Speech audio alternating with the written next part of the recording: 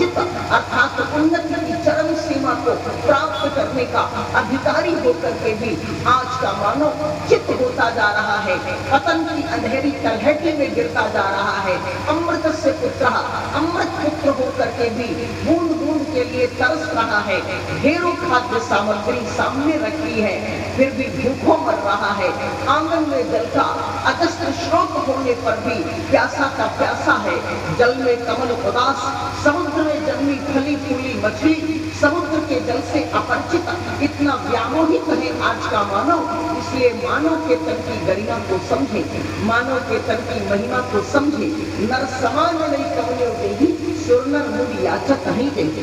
गोस्वामी तुलसीदास ने लिखा, स्वर्ग नर्क अपवर्ग से मानव के तन को प्राप्त करके आप स्वर्ग को प्राप्त कर सकते हैं। आप अपने जीवन में मोक्ष की अनुभूति कर सकते हैं, आप परमात्मा की अनुभूति कर सकते हैं। ब्रह्मा ने, रचनाकार ने, सृष्टि के कर्ता ने जब सारे संसार की रचना की तब उसे बड़ी पीड़ा हुई, क्योंकि जितने शरीर उसने बनाए थे सारे शरीरों में ऋषियों की प्रधानता थी, भोगों की प्रधानता थी।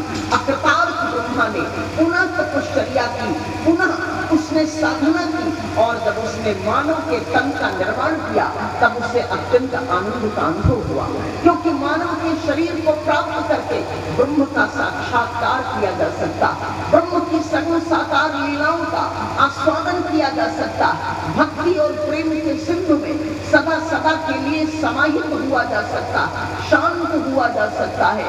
मानव का शरीर ऊर्ध्वगामी ऊर्जा का प्रतीक है, देवताओं का शरीर अधोगामी है।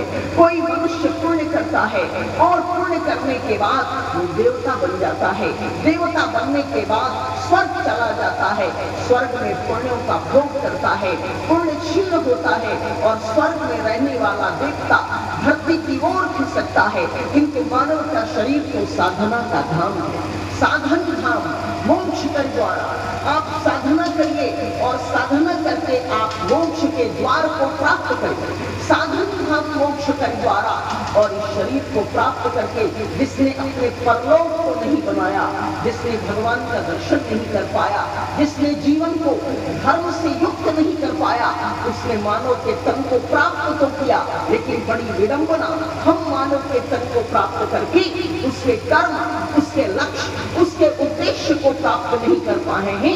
तो निश्चित रूप से ऐसा लगता है मानव के तन की बड़ी गरिमा है।